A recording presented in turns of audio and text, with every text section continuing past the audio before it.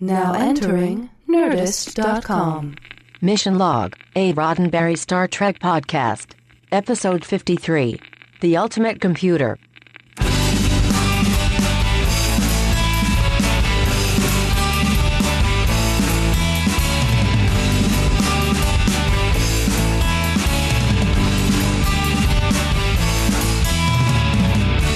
Do not adjust your pod thing. We have taken control to bring you Mission Log, a Roddenberry Star Trek podcast. Sitting in front of a computer, I'm Ken Ray. And also sitting in front of a computer, I'm John Champion. This is the show that takes off the backplate and pulls out the circuitry to find out what makes Star Trek work. What are the morals, meanings, and messages contained in the software? We actually have not taken control. Control has been taken by a computer. And you know, John, we rarely mention it. Mm-hmm. But we are, of course, joined each week by an MC of sorts, the Mission Log computer. Total M3, though.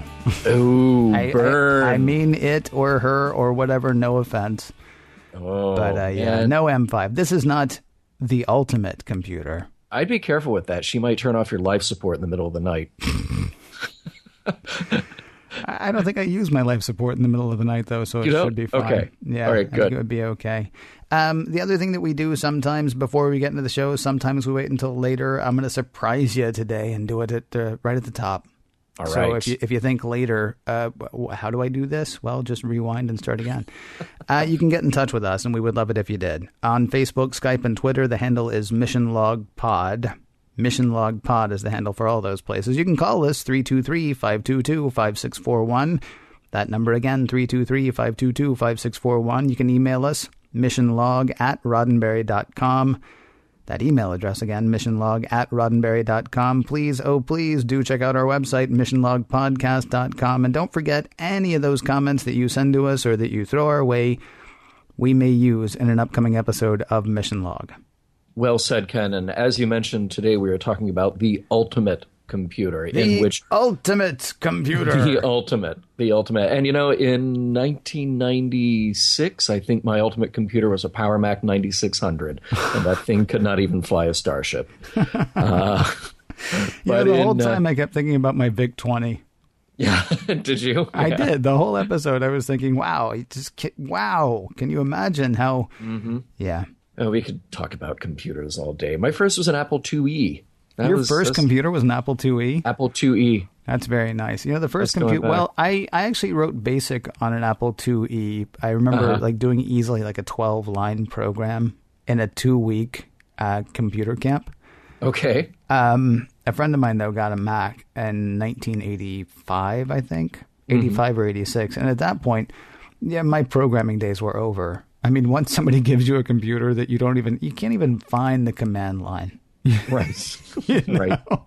Let alone like C prompt : what? No. Just, I want to draw.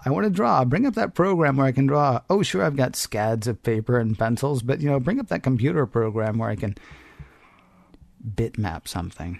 Right. Well, that to me was the ultimate computer until that was the ultimate computer. But now we get to meet the ultimate computer, that computer which can fly a Starship and just run people right out of a job, or not. We'll find out. Before we find out what happens, let us talk a little bit about the trivia. Now, this episode was shot in late 1967, shot December 1967, and it was released in March of 1968. We're getting very close here to the end of Season 2 of Star Trek, the original series. So for the discovered documents to go along with this episode, I've got a handful of memos that were written around that time, March of 1968, talking about hiring on people for the preparation of Season 3, and a memo from Gene Roddenberry talking about his interest in being really more of a stickler for the story quality of Season 3 than he was in Season 2. It is worth mentioning that this story, The Ultimate Computer, was originally the original story written by Lawrence Wolfe. However, Dorothy Fontana, a.k.a. DC Fontana, did most of the rewrite. And now, Richard Daystrom, the computer scientist who is at the center of the story, became a long talked about character in later Star Trek. So we will certainly want to remember that name and see where that pops up in the later series. The voice of the M5 computer. Any guesses, Ken? No guesses, John. No? How about our old friend, James Doohan? Once again, James Doohan providing the voice of a guest thing. Yeah, it's really, it's interesting. I will probably never be able to pick out his voice because I'm always listening for the accent, right? Mm-hmm. I mean, right. like if he had actually had that accent and then they tried to pull that off on the computer, I'd be like, Right. oh yeah, that's a total Jimmy Doohan. But, Right, right. as soon as he comes on and says, hello, then it's like, wow, I have no idea who that is. Right? It's No matter how many times you tell me. Exactly. Now, the space station that we see in this originally was footage from the Trouble with Tribbles. It was the K7 space station reused for this episode. Now, if you're watching the remaster, you'll see it is a brand new design. And speaking of newly designed ships, I thought this was very cool that the cargo ship, which is blown up, is an Antares-style cargo ship.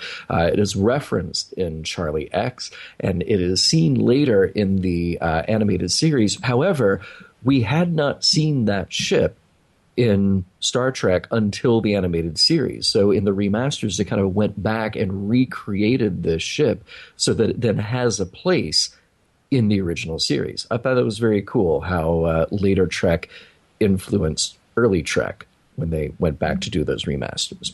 All right, so now we're going to play a little game, Ken, and this is the Man from U.N.C.L.E. Star Trek crossover game. Bear with me. Now, there was an episode of The Man from U.N.C.L.E. in 1965 called The Ultimate Computer Affair, and it guest starred our old friend Roger C. Carmel, a.k.a. Harry Mudd. Now, William Marshall was not in The Ultimate Computer Affair. He's in the Ultimate Computer, a Star Trek episode, but he was in the Vulcan Affair, which was a Man from U.N.C.L.E. episode. Now, the Vulcan Affair did not star any Vulcans that we know. Leonard Nimoy was not in that. However, Leonard Nimoy was in a Man from U.N.C.L.E. episode called the Project Strigas Affair, and his co-star in that episode was William Shatner. And you have just played the Star Trek Man from U.N.C.L.E. crossover game. There are many, many more editions, maybe many more to come on this very podcast. And we have to mention our guest star this episode, William Marshall. He of that incredible booming voice. Now, he was later known for playing Blackula, the exploitation films from the early 70s. Very, very cool. And I think I was first truly aware of him because he played the king of cartoons in Pee-wee's Playhouse. The king, the king, the king. He was my favorite part of that show. Well, he was kind of awesome, yeah.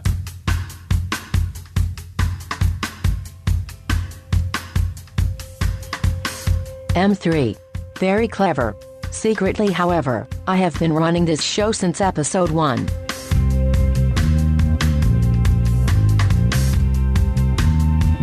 Prologue. The Enterprise has been called to a space station by Commodores Enright and Wesley. No reason given. And almost all the ship's crew is to be held on the space station. Sorry to keep this hush-hush, Kirk, but we're going to hunt you down in some simulated war games. We're going to hook the M5, a super spaceship-controlling computer built by Dr. Richard Daystrom, up to the Enterprise and let it run the ship. That's right, you heard us correctly. That's right, he'll be here directly. In the meantime, Jim, sit back, relax, and you and your crew of 20 watch a computer do your jobs. Act 1. McCoy is not happy that M5 is running the ship. Dr. Daystrom is not happy that McCoy is even there. Spock seems impressed, though that would be applying human emotions to the Vulcan. Fact is, he's just knowledgeable. Hooking M5 up to the Enterprise causes a few hums and power surges, though Daystrom gets that under control. Hey, did he mention, by the way, that M5 is awesome? Oh, sure, there were issues with Ms 1 through 4, but M5, what is it they say? 5th time's a charm. M5 is ready to take total control of the ship. Not surprisingly, Jim Kirk, captain of a starship, isn't so sure, but he's got his orders. Daystrom suggests Kirk start pursuing other lines of work. Ouch.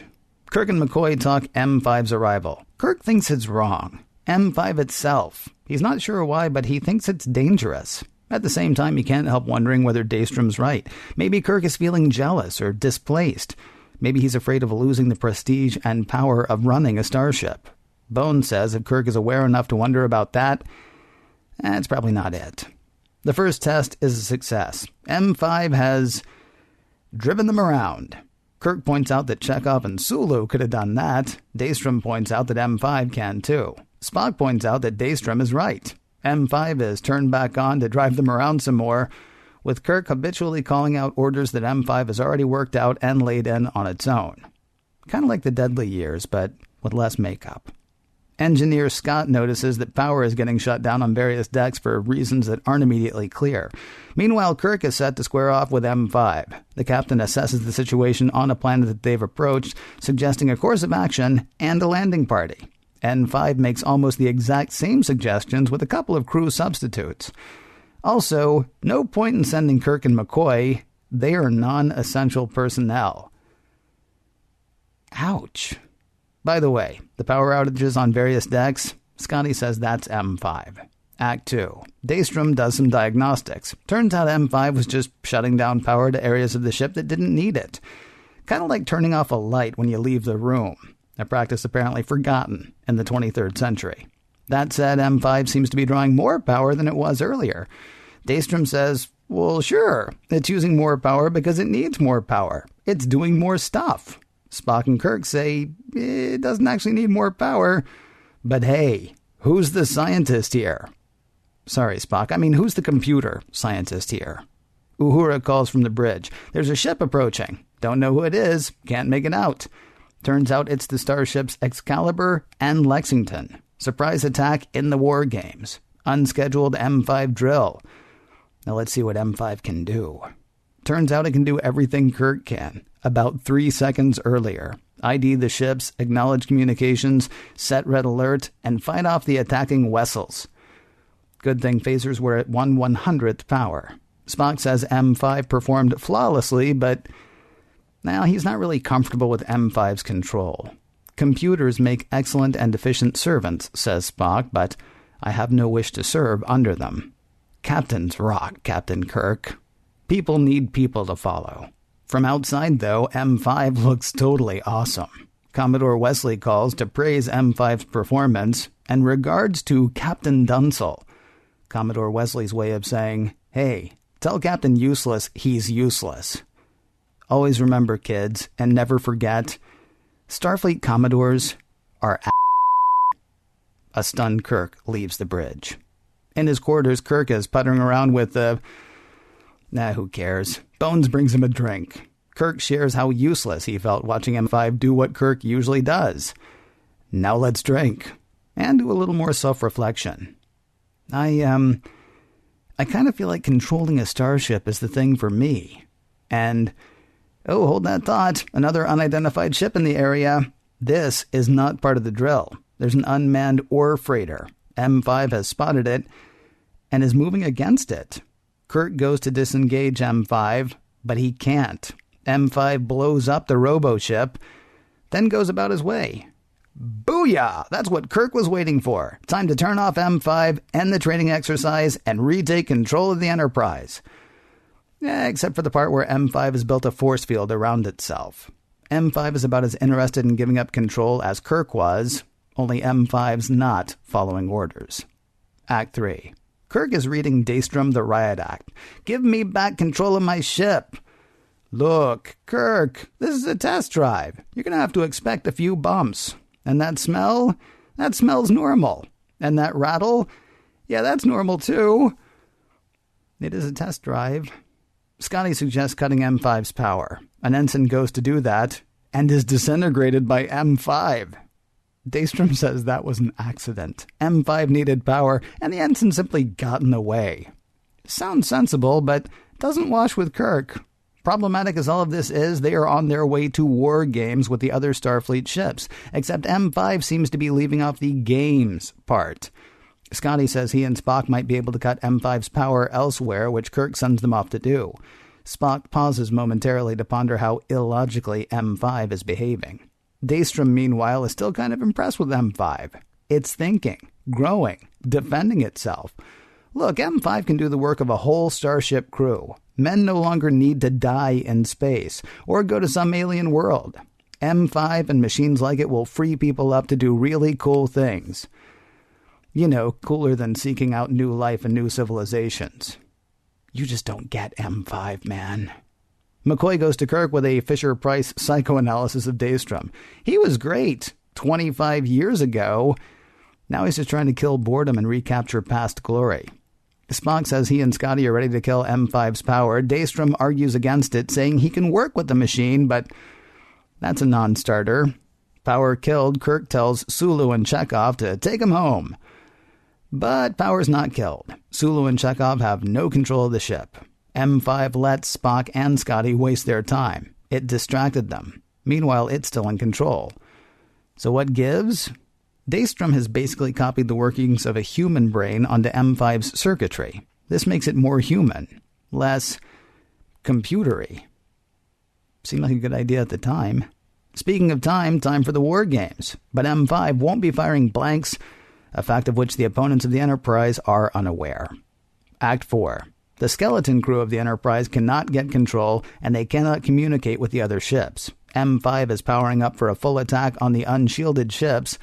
It scores direct hits. It destroys ships. Commodore Wesley begins ranting. What the devil is Kirk doing? Always remember, kids, and never forget, Starfleet Commodores are M5 is killing people. Competing ships are trying to get away, though M5 is pursuing and attempting to destroy. Daystrom reveals that the human brain he imprinted on M5 was his own. So maybe he could talk to it. Tell it to knock it off. He tells M5 to knock it off. We're killing, murdering human beings. You must save men, not destroy men. Protect yourself, sure. You are great, I am great. But no more murdering.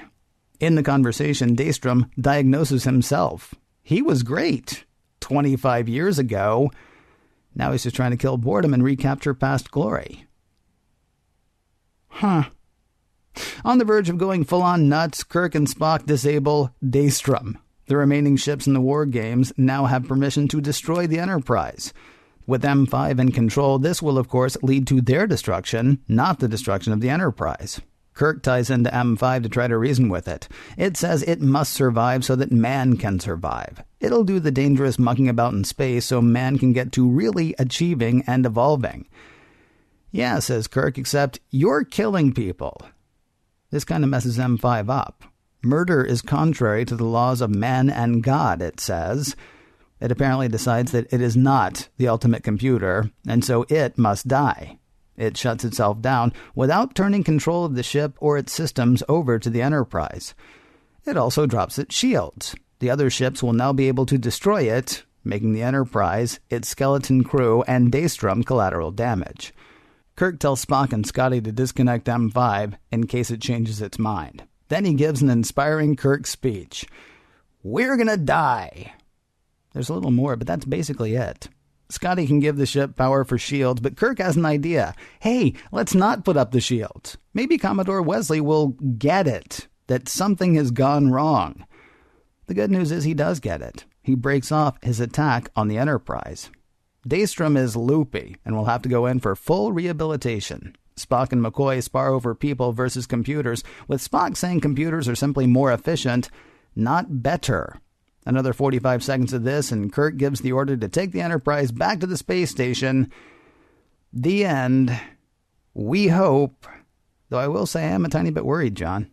Why are you worried, Ken? Well, I mean, 20 people. So the whole argument about, we're going to kick everybody off your ship, right? And we're going to let this machine run it. Kirk's like, 20 people can't fly a Starship. And they're like, well, don't worry about it. 20 people won't have to. M5's going to be there. And now they don't have M5. They lost one guy. Right. Daystrom's loopy, so they got 19 people. I'm really afraid that they're going to run the Enterprise into a tree or something on the way back to the Starship. Because it was scary when there were 20.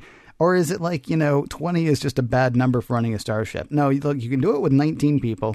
Right. Or you can do it with 430 people. But anything between 19 and 430, you're either going to need a computer or just, hand me the keys and we'll call somebody to take you back to the you back to the space station.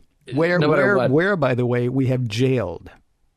Well, right. Yeah, exactly. The rest of your crew. That part kind of surprised me too. Sorry. Yeah. No matter what, they're going to have to find a Stuckies between there and the starbase. Something, yeah. Get a little donkey bird, maybe. Yeah. Because the chef was probably not on board. He was probably not of that 20 essential crew. Not one of the 20 people. That's true. No. Can we talk really quickly about what the deal is with jailing everybody on the Enterprise? Yeah, I don't get that. Wow. Yeah, that seems a little harsh. They didn't say they were putting them in jail, but they said they're going to be held in security. I think it was. Yeah. Okay, first of all, what kind of space station is this that they can hold 410 people in security? Other question, why not shore leave? Yeah. Like, why not the shore leave planet or Rigel or something like that? How about, you put everybody off? Because if the whole idea was we want to keep this secret, well, the best way to do that, detain people for no reason. Right. That won't be suspicious at all. Exactly. Shore leave would have made so much more sense, but oh well. Yeah. You kind of have to go back to the premise of this thing, the whole like sit back and let the machine do the work. How did they choose Kirk? How do they choose Kirk's ship as the one to try that out on? Because it seems like there's probably another captain somewhere who has a better track record of working with technology. That's true. Well, even though Wesley and Daystrom and Enright, who only gets mentioned one time, but props to him for getting mentioned at all, even though they're all pretty convinced that M5 is going to be fine, maybe on some level they thought, if this goes south, we will need somebody who can really disable a computer. Oh, well, yeah, okay, that's true. Anybody can really disable a computer. It's Jim Kirk. See, also, and we'll do it gladly. Exactly. He's champing or chomping at the bit. I hear, by the way, that either one of those is fine. Right. Okay. Good. He's really going at the bit to destroy M5 almost as soon as he gets there. I'm a little confused by how confused everybody was that M5 was turning off the lights. Oh yeah, right. I think M5 actually is operating for a sustainable galaxy. Turn off a light when you leave a room, Mr. Scott. Right. It's crazy to me that doesn't even happen. I mean, because there are so many times where you'll hear, Kirk or somebody, Spock occasionally say, Scotty, I need all the power you can give me. And I can just see Scotty saying, if only we hadn't left the lights on in the billiard room. And why are we running a whole walk-in fridge for one carton of strawberries? Right. And we really should have turned off the air conditioning before running the Enterprise with the hangar doors open. Yeah. Yes. And I think I left my hairdryer going this morning. I mean, they're like, oh, wow, why is it turning off lights in parts of the ship we're not M5 may be onto at least one thing or two. The lights are on all over the ship at all times, in every episode. It's kind of, you see these long corridors with nobody in them and just lights on everywhere. Yep. Yeah. Not a single person ever thought, we might need energy. And I guess, you have to wonder, like when they evacuated everybody at the starbase, did they say, okay, now the 20 of us are going to beam back over, now everybody go around flipping on all the lights? Exactly. Because when they all left for this side of paradise, when everybody's like checking out of the ship and Kirk's walking around and all the lights are still on there. Right. Well, first of all, nobody was expecting to have to use the Enterprise again, but the other thing is all those people were stoned. Yeah, right. You kind of expect them to not think about little things like, oh man, we're going to get ants. Clean up all this food and turn off a light, for crying out loud. Yep. No, but this time they're like, whoa, this M5 is hyper intelligent. Let me write this down. To conserve energy, turn off things you're not using. That's well done, Daystrom. Well done. Hey, and speaking of Daystrom, just put this down as kind of a general life rule that never trust anybody who says that the first 4 prototypes of something were problematic, but this, number 5 here, this one is perfect. Number 5. Nothing will go wrong. Number 5 is alive. Yeah. There you go. Number 5 is alive. Yeah. Well, I mean, I believe it was the Joker who said you can't make an omelet without breaking a few eggs. Mm-hmm. And, you gotta figure that I'm willing to cut him some slack on that. Very rarely does the very first of something end up being the way it's going to go. At the same time, I got to wonder about, again, and I know, forgive me, I broke our rule of not cursing on this show. Wesley, right? Yeah. Says, all right, Kirk, we're going to turn your ship over to a computer. He then insults Kirk. Mm-hmm. And then when things go wrong, he assumes that Kirk is attacking them. Let me get this. Let's back up for a second. What we've done is we've turned your ship over to something over which you have no control. Why are you messing everything up, Kirk?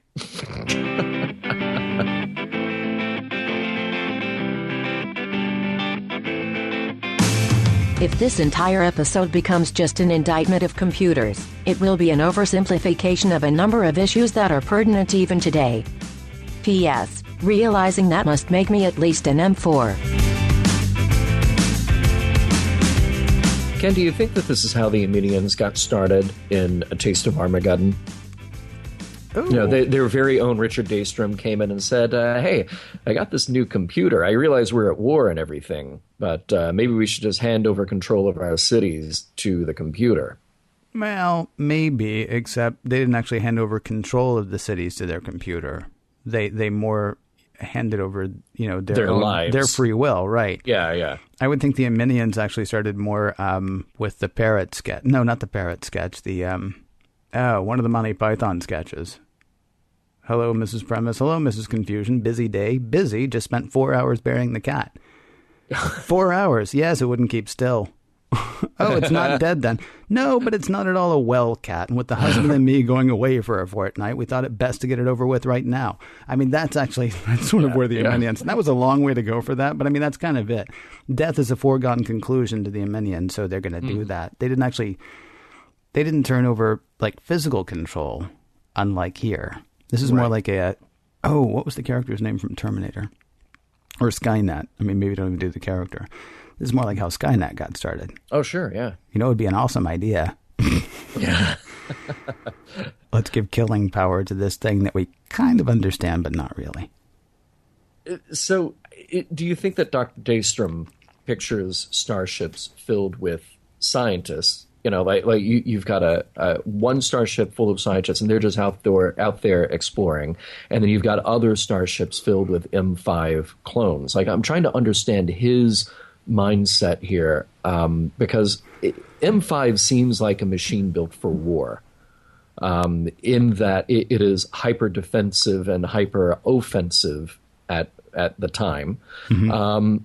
But he keeps saying, like, but look, we take away all the other necessary jobs of running a starship. So now humans are free to go do whatever they want.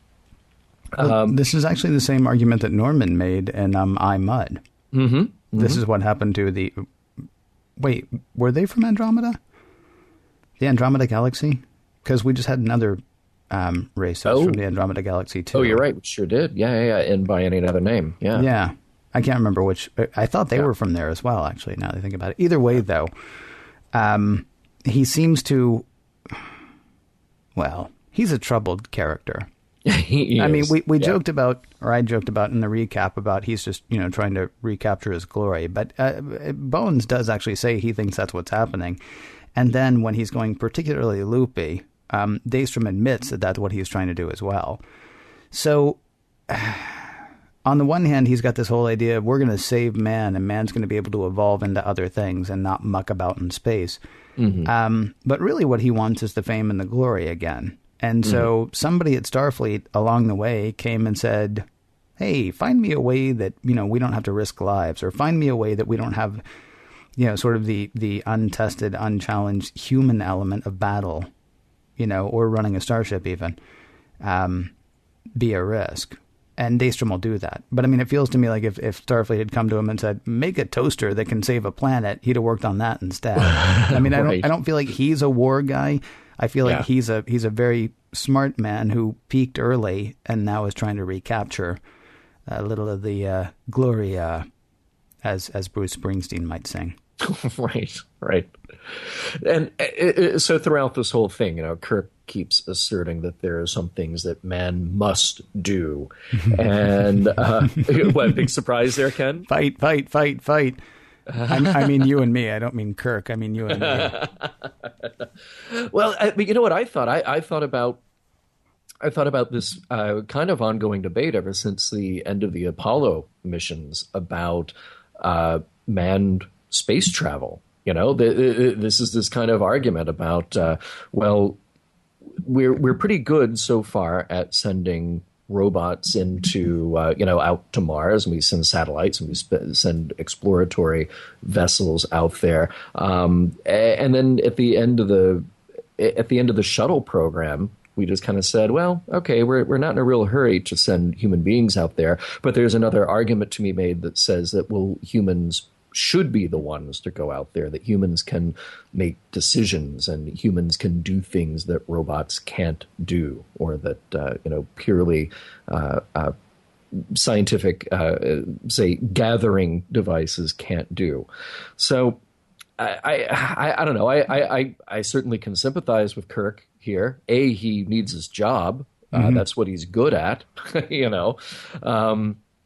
And you kind of go back to this idea of, this episode came out in 1968. We still made cars in this country in 1968, a lot of cars, and very cool cars that people wanted to buy. And you have to think that there was a contingent that were afraid of the idea of machines taking over and running us right out of a job, Yeah. I did wonder whether this was an anti-computer or anti-automation episode. And I do know that was, it's funny to me because you and I now, into the early part of the 21st century, can look at the computers that they had in like the late 60s, early 70s and kind of scoff, even though neither of us understand them. Right. Neither of us could have built them nor run them. No. We now have more computing power on our phones than Ma Bell had running, the telephone systems of major cities across the country. All of that said, I do remember. I remember actually an episode of The Partridge Family. Oh, where Laurie, played by the lovely Susan Day, was leading a picket line where people were chanting, people yes, computers no, people yes, computers no, because there was like some automated something or other, and maybe it was, I don't know what it was. I don't even remember what the job was that they were, concerned about, but it was a real, concern at the time. That said, it sort of feels like that's an easy way to get us into, it starts to be an interesting examination, not only of man's place in an automated society, but also Kirk's place in Kirk's world, right? I mean, we've talked before about, and we've joked before about, Kirk can't be happy unless he's yelling at people, or at least managing what people do. I shouldn't say yelling at people because he doesn't tend to yell that much. Yeah, but he's in command. Right. That's the top of the pyramid as far as Kirk is concerned, where he's at the top of the pyramid. That's his version of self-actualization, and he's got like these moments of thinking, man, is Daystrom right? Is it really just that I'm insecure? I mean, I'm young. There are other things I could do. And then, it turns out this machine is bad. So guess what? I don't have to acknowledge what I'm doing. I just get to go off and be Captain Kirk again, right? It actually reminded me of Obsession a little bit, where, Kirk's had 11 years to get over something, and he hasn't gotten over it. But then it's okay that he didn't get over it because it turns out, guess what? It wasn't your fault. And so now he's able to get over it. We have this chance to really examine Kirk. Kirk has a chance to really examine Kirk in this episode. But then it turns out things go to pot. And so he doesn't have to examine himself now. He just has to go ahead and just go ahead and be the be prepared Boy Scout, not the, angel Boy Scout that he was accused of being by his illegitimate son years later. But the Be Prepared Boy Scout, take this thing, back in control. And thank goodness I don't have to worry about, that. Well, to their credit, they do let Kirk have that moment of reflection, and it is just a moment, and you described it with Bones bringing in the drink, where he gets to ask himself that. But yeah, it is kind of like the he gets to ask himself, but he doesn't have to answer it. Well, exactly, yeah. I'm sorry, I interrupted you. It's kind of like no. That's right where I was going. Oh, okay. Yeah, well, never mind. Yeah. Hey, we learned that the penalty for murder is death. Yeah. Since when? Well, I mean, I know, since right? Now I know, but we all learned in both the Cage and the Menagerie that the only thing that'll get you the death penalty is going to Talos 4. Yeah, which actually seems like a better deal than being on a spaceship run by a computer that goes around destroying other spaceships. I know, right? Because if you go to Talos 4, even if they're going to kill you, the Talosians could convince you the whole time that you hadn't been killed. Right. Wow. Ever. I know. Yeah. That's a much better. Yeah. How do they, by the way, how do they go to Talos 4 to kill you? Oh, It just occurred to me, because if I go to Talos 4 and then they're like, well, he's got to be killed, do they have to wait for me to leave Talos 4? Because I think I wouldn't at that point. It's the whole problem with Talos 4. As soon as a starship gets nearby, they get sucked in, and it's just more starships. Exactly. And we need to build more cages. Yeah. That's what it comes down to. Oh, well, we'll be topside no time, kids. Yeah. Say the giant soft brain people of Talos 4. Well, I call them people. They're Talosians, but... They're Talosian people. That's a whole other episode for a past time. Right. I think.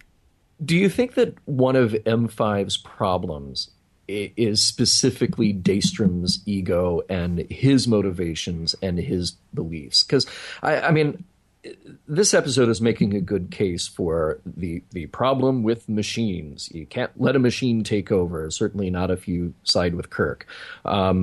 But we're also showing Daystrom's kind of psychological breakdown and his whole implosion, like you described, his need to achieve and exceed his past glory. Would this machine be okay if it was a different person, or if maybe Daystrom had worked on this with other people, maybe share that glory a little bit to try to program out some of those problems that crop up later? I mean, I think if Daystrom hadn't taken the shortcut, which may sound, crazy because we're talking about a hyper-intelligent, we're talking about the ultimate computer, for crying out loud, or, We are, right. Maybe near the ultimate computer. He seems to have taken the shortcut of just imprinting his brain onto it. I don't think any brain should have been imprinted onto it, because anybody can go loopy. I mean, you actually need something more like Asimov's 3 laws of robotics, right? Yeah. I mean, you need some sort of fail-safes, because Daystrom, even if he has the best of intentions, is a living person who, will fight to survive. Mm-hmm. And so by just willy-nilly putting that into, an ultimate killing machine, oddly enough, it will now also want to fight to survive. So, I mean, you might argue that putting anybody's brain in there without any sort of fail-safes or any sort of, any sort of rules is a mistake. But it's interesting that we... Oh, go ahead. Well, Sorry. No, be it Daystrom or Spock or whoever. Maybe Spock. The only problem is, 7 years from now, the Enterprise might go crazy trying to hop another spaceship. Pon farr is no joke when you've got the killing power of a starship behind you. Right. Well, we almost touched on the 3 laws of robotics. I mean, when Kirk figures it out and does his word foo on the M5, that the M5 must protect itself, but the M5 must not kill. We're almost there with the 3 laws. And you'd think that a guy as smart as Daystrom could have made that leap to work in that sort of failsafe. I guess he didn't read enough Asimov. You would also think that a computer as smart as M5 would understand that there were people on the ships that it was killing. Right. I mean, So that was sort of the word foo thing. You want to talk about the elephant in the room? Oh, can we? Yeah, go for it. I'm going to let you. Violates the laws of what and who now? God and man. Yeah. Man and God. All right. God and man. Well, here's the thing. Okay, so I don't think this is a huge elephant. I think that we're doing two things here. All right. First of all, M5 is programmed by Daystrom. Right. And not only is he programmed by Daystrom, but it is Daystrom's engrams that are implanted onto M5. So whatever M5 does, we have to assume that this is a window into Daystrom. He comes at this with his own beliefs, his own preconceptions. So if Daystrom has this in his mind about there are laws of man and there are laws of God, Daystrom may have a religious background that we obviously don't have the time in a TV show to really explore. But yeah, this could very well be something that is a part of M5's programming. Mm-hmm. So I'm not too surprised by that. I'm also not too surprised because in pretty much all religious texts and all religious beliefs, just like in all secular beliefs and human constructs of morality and law, not killing is pretty much right there at the top of the list. This is a good policy overall. So it is kind of hard to understand why M5 doesn't get that right from the beginning, destroying ships where he has killed people. It has killed people. I didn't really struggle with that at all. Did you have any kind of other weird take on it, or? Well, no. I mean, I thought it was not necessarily support for a, Federation-wide belief in God in the 23rd century. It was surprising to me, though, how casually it was said. Now, it seems to me that we had much more in the first season of Star Trek. We had much more. This was an idea that we used to have. Mm-hmm. And in the second season, for whatever reason, or for whatever reasons, this is more of like an accepted idea that we have today. Whether it's actually an idea that, we had in the 60s, whether it's an idea that we have in the early 2000s, or whether it's an idea that we're going to have in the 23rd century. The references to it seem to be more casual and seem to be more prevalent in the second season than they are in the first. And I don't know if that's a different writers, if it's somebody got tired of fighting. I don't know what that is, but no, it didn't strike me as making any kind of statement, except that it's it is stated. Yeah, and that's not something I'm used to hearing regularly on Star Trek at this point. Yeah, and I kind of felt the same way, that it is a little out of place. But then I thought, well, okay, you can make a case for it fitting in this particular instance. Like I said, because of Daystrom. The thing that I kind of came back to is that, by the end of the show, we're saying that compassion is the key element. Compassion is the thing that keeps us in check. So then, we step away from just the idea of this being a law, whether it's God's law or man's law, and that is a very black and white thing, which takes the onus off of our understanding of a situation, our understanding of empathy and compassion. And we talked about this a little before, like within Mirror Mirror. Is compassion that thing that keeps us in check? And I'd say yes.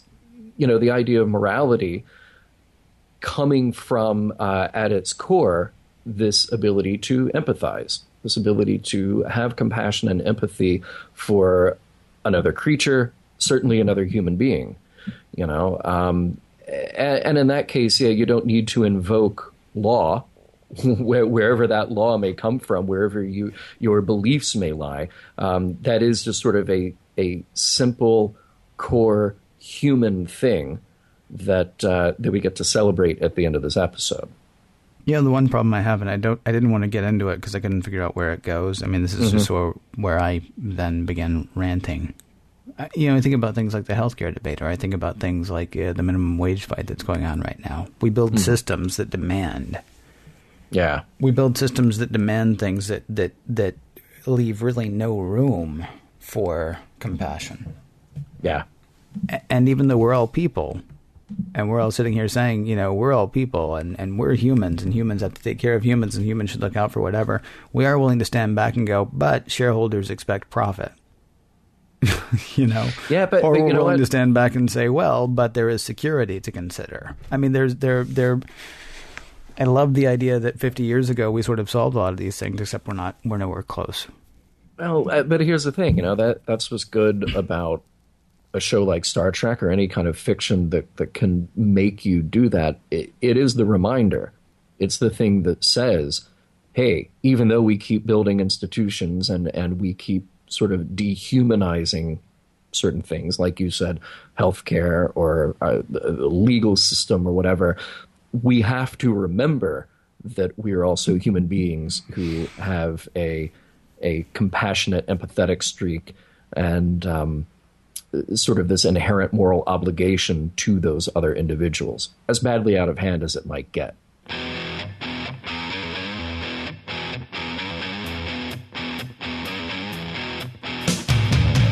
Assuming that one of the messages is that humans totally rock, and computers totally do not, what other messages, morals, and meanings can we take from the ultimate computer?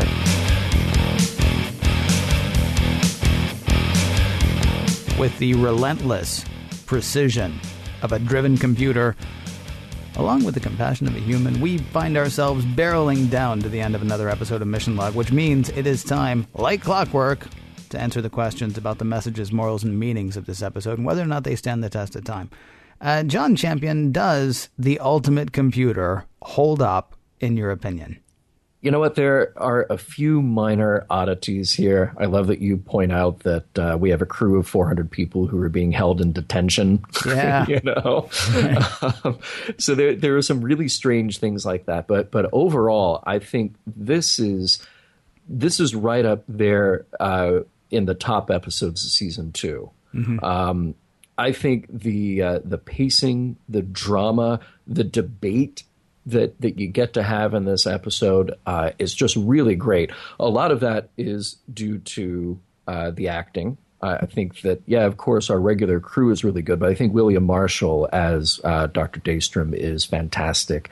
And there's some genuine tension there when M5 starts going crazy and destroying things and people. This is a bottle show, meaning that the entire thing takes place on the existing sets of the Enterprise. So it was kind of inexpensive to make. But I like it when a drama can hold you because of its very tight confines. Very few characters, very few sets, go. I love it. Does it hold up as a production? Absolutely. It looks great. The tension is there. The drama is there. I think it's fantastic. How about you? Yeah, it's good. No, I like it. I mean, it's about the only thing it suffers from is, again, the way you and I watch these and the way that we, watch them and rewatch them and rewatch them. Mm-hmm, these are ideas that we have visited before. Now, that said, they're well presented. I would say, actually, the arguments or the potential arguments in this episode are more well presented than they were in I, Mud. But we spent more time on them in I, Mud because they were relatively new ideas then. Like this whole idea of you guys stay on a planet and, really get to work, growing yourselves rather than just this, constant busy work of going out and finding a new planet. Right? Yeah. I mean, it's so... If it suffers from anything, it suffers from, there are a few ideas that we've hit before. That said, I do love seeing the King of Cartoons do something besides going, and now a cartoon, And it is, you're right, it is fun. I hadn't really thought about it, but it is fun that we don't have a planet that we have to look past on this episode, We don't have to go, oh, look, it's Vasquez Rocks again, or look at that, the red background because we're on this planet. It is kind of neat to put, as you say, a bottle episode. It is neat to see that work, and I would say overall it works. About the only thing that bothered me about it was, I guess, if you were watching Star Trek like most people do today, I'm flipping channels and there was an episode of Star Trek, it was this really good one, there was this guy who did this thing, if you were kind of catching it casually, definitely works. If you're studying it, yes, it still works. The only thing it suffers from is it's worked a time or two before. Yeah, but that's fine. I mean, I think that's one of those perennial topics that will keep coming back. Is our relationship to technology. Mm-hmm. Certainly, it's interesting to watch Kirk sort of deal with that. Because we know his position a lot. And I think one of the things that goes unexplored here is the idea of when Daystrom asserts that, well, with these computers in place, man can go do other things. Well, what are those other things? Like, what is this world that you're envisioning where you take that job away of building spaceships, flying spaceships, doing all this stuff? What do we get to do? I just talk to Norman. Right. Talk to Norman about that. I actually had in my notes that Daystrom would love Norman's robot gut. He would absolutely just totally love that, because that seems to be the kind of thing that he's going for. Now, of course, again, that goes back to the argument of, is that really what he's going for? Or is he just going for whatever's going to make him famous, stop people from laughing at him for having done his last really good work 25 years earlier? It's too bad that in the original series we're kind of short-sighted from one episode to another, because this is one of those examples where Dr. Daystrom could really benefit from a lot of the other things we have visited. He could maybe benefit from a visit to the penal colony in Dagger of the Mind, maybe settle him down a little bit, and then maybe you drop him off with Norman and the other bots on the Harry Mudd world, So I'm trying to think big here. The Enterprise could really do a good business dropping people off at the planets where they belong. I don't think you're wrong about that. I don't think you're wrong about that. So let's do the messages part. I mean, do you feel like... It feels like it would be very easy to say this is an anti-automation, don't give up control kind of episode. Yeah. First of all, computers are no damn good. Kind of. Well, no, they're okay to a point. Yeah. They're good servants. You just wouldn't want to serve under one. I guess that really is the message, because, I mean, when Spock says that, Spock's word is law, generally speaking, unless he's happy, in which case, don't listen to Spock. Come on. Don't trust them. Oh, and also if he finds somebody that he wants to, talk to a little bit more, maybe if figure out how they work, don't listen to Spock. But when Spock says, computers, they're fine for what they do, but come on, we need people. People like you, Jim, blink, blink, blink, then Spock's spot on.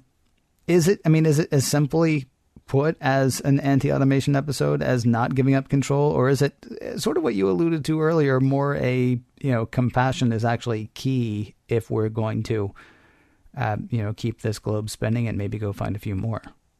Yeah, well, that seems to be the final word there. I think for an audience in 1968, this fear of computers, the fear of being automated out of a job, this had to feel very real. And not that it can't or doesn't feel real today, but I think it was especially true of that audience at that time. They weren't used to having computers everywhere. You didn't have a computer in your pocket that you could just whip out while you're walking down the street and then look up where you're going to have dinner that night or something like that. So the misunderstanding had to have felt more acute. And I think that's what this show is really going for.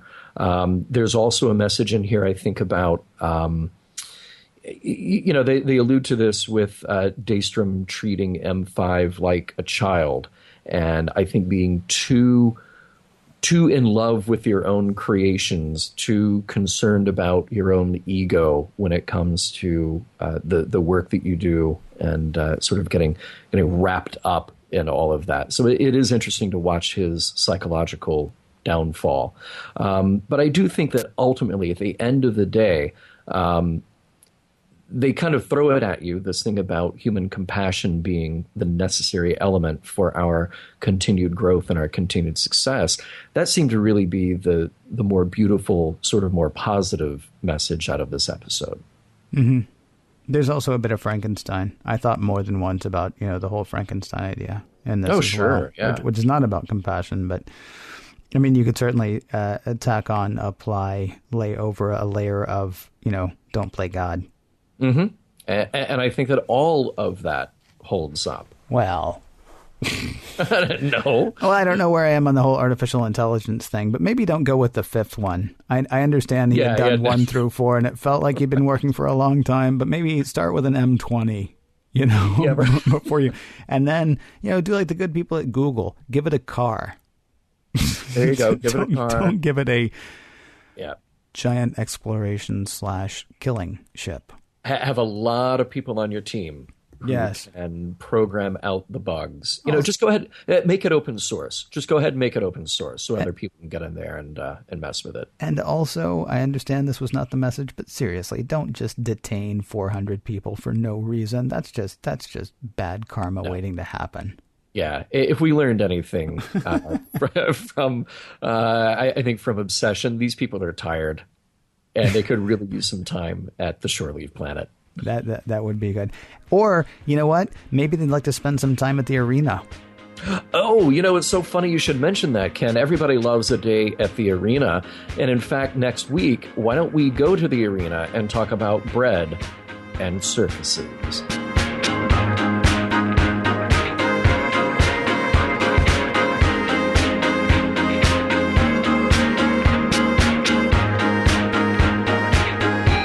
Some of the music for the mission log provided by Warp 11, online at warp11.com, and from the album Messages by Key Theory, free to download at kitheory.com.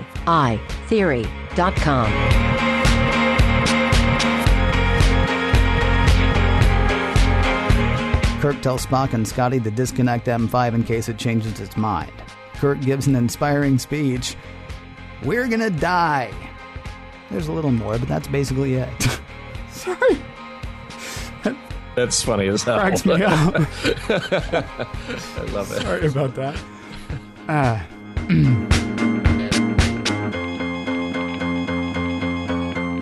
End transmission.